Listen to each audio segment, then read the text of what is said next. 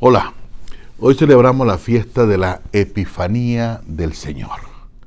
¿Y qué significa la palabra Epifanía? La palabra Epifanía significa manifestación, Dios que se manifiesta. Y uno se pregunta, ¿y en este evangelio dónde se ve que Dios se ha manifestado? Vamos a escucharlo con atención para ver ¿por qué celebramos hoy esta fiesta de la Epifanía del Señor?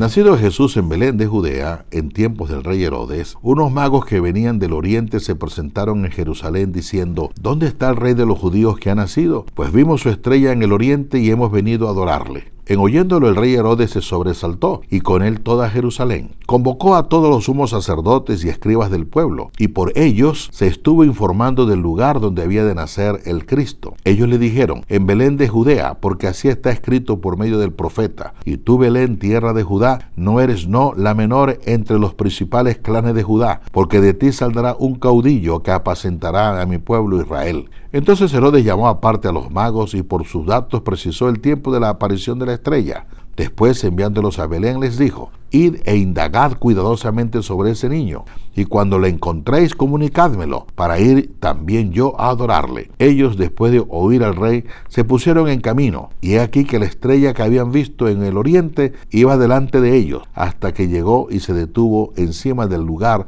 donde estaba el niño. Al ver la estrella se llenaron de inmensa alegría. Entraron en la casa, vieron al niño con María su madre, y postrándose le adoraron. Abrieron luego sus cofres y le ofrecieron dones de oro, incienso y mirra. Y avisado en sueños que no volvieran donde Herodes, se retiraron a su país por otro camino.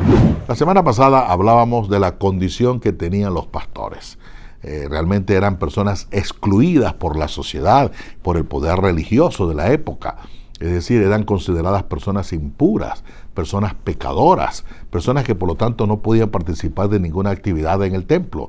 Es decir, eran discriminados, eran paganos y como tal eran considerados alejados de Dios. ¿Cuál es la sorpresa? Que precisamente el ángel del Señor en primer lugar le anuncia a ellos la gran noticia que ha nacido el Mesías. De modo que ante los ojos de Dios son los primeros. El evangelista San Mateo, en el evangelio de hoy, vuelve con la misma idea. Y entonces está tratando de incluir aquí para hacernos entender que efectivamente para Dios no hay distinción de personas. ¿Por qué? Porque nos dice que unos magos venidos de Oriente. Y si es de Oriente, está fuera del pueblo de Israel. Y todo aquel que estaba fuera del pueblo de Israel era considerado como un pagano. Por lo tanto, hoy San Mateo vuelve con la misma idea de incluir a aquellos que la sociedad excluye, porque ante los ojos de Dios nadie puede sentirse excluido, todos somos iguales. Entonces nos presenta, fíjate que lo siguiente, nos presenta a unos hombres con un título de magos. El título de magos, de la magia, era considerado en aquella época como una de las cosas peores. Es decir, si ya eran paganos y estaban alejados de Dios, dentro de la categoría de alejados de Dios o dentro de la categoría de paganos, los peores, ¿quiénes eran? Los brujos, los hechiceros, los que practicaban la magia. Era considerado un pecado tan grave como el robar o como el abortar. Inclusive en el libro de Levítico viene condenado quienes practican la hechicería, la brujería. ¿Qué quiere el evangelista presentarnos con esto? Nos quiere manifestar cómo Dios se manifiesta a toda la humanidad. No a un grupo especial, sino a toda la humanidad. Que no se excluye a nadie, ni siquiera al más pecador. Y para responder al sentido de la manifestación del amor de Dios, que es un amor universal, con estos magos se representa la universalidad. Por eso la gente comenzó entonces a darles ciertos nombres y ciertas edades y ciertos colores. Entonces le dieron los nombres de Melchor, Gaspar y Baltasar. Melchor sería un anciano de raza blanca. Gaspar sería un adulto de rasgos orientales. Y Baltasar sería un joven de color negro, para representar la raza, llamémosla así, africana. El evangelista dice que unos magos venidos de Oriente vieron una estrella. Recordemos que en aquella época, y también hoy en día, la gente dice, unos nacen con estrella y otros nacen estrellados. Pero siempre se tenía la idea de que cada quien nacía con una estrella. Es por eso que los magos se encaminan buscando una respuesta a ese fenómeno que tienen delante de ellos, una estrella. Cuando los magos llegan a Jerusalén, el primer asombrado es el rey Herodes.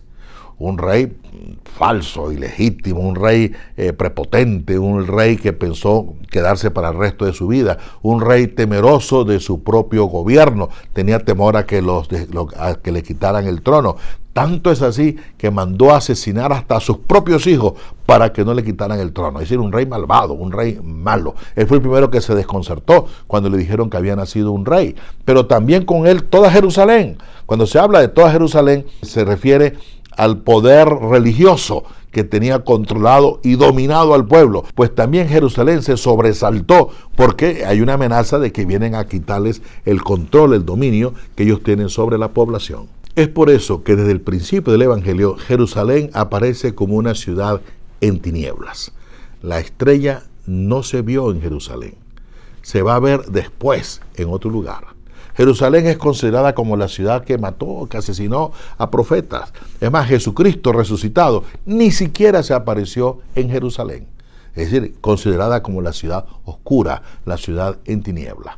Luego la estrella va a aparecer de nuevo sobre el lugar donde está el niño Dios. Mientras Jerusalén y el rey Herodes están temblando de miedo, estos magos están llenos de alegría. Llenos de alegría, ¿por qué? Porque van a ofrendar, porque entendieron que se siente más alegría cuando se da que cuando se recibe. Y están dispuestos a ofrendar dones y regalos al niño que acaban de encontrar, con su madre, San José, y allí recostado en el pesebre.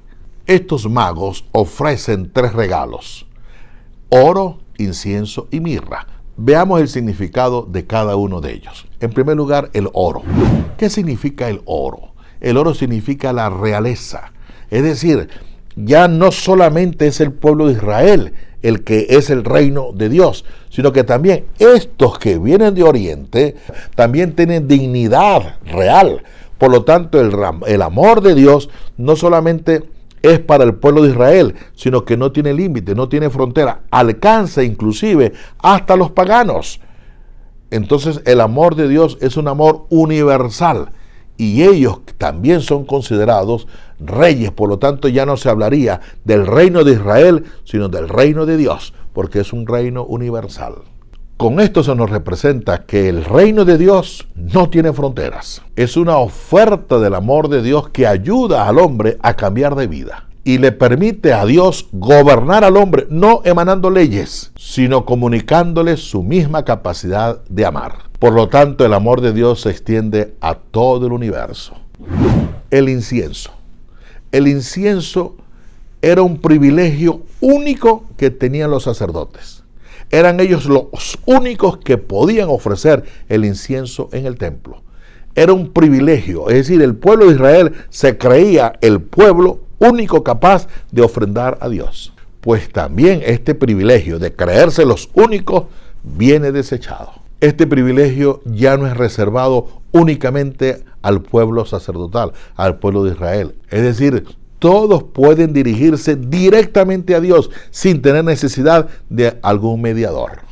Y finalmente la mirra. La mirra en el libro del Cantar de los Cantares es el perfume de la esposa. Y entonces el pueblo de Israel se consideraba la esposa de Dios.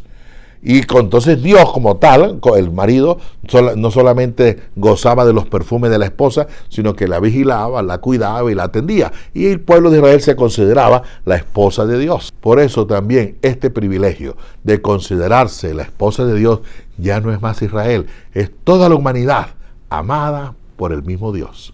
Este es el significado de lo que es la manifestación de Dios, de la epifanía de Dios. Es decir, un Dios que se manifiesta, que manifiesta su amor a toda la humanidad. A los más alejados, practiquen lo que practiquen.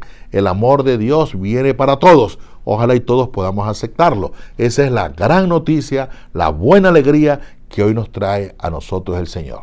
Mientras unos tiemblan como Herodes o como el Jerusalén porque quieren dominar y posesionarse en el poder, otros reciben la alegría y la gracia de sentirse amados por Dios. Quiera Dios que tú también te sientas amado y protegido por el Señor. Pues bien, que ojalá y tengan todos una feliz semana. Que Dios les bendiga y les acompañe en el nombre del Padre, del Hijo y del Espíritu Santo. Amén.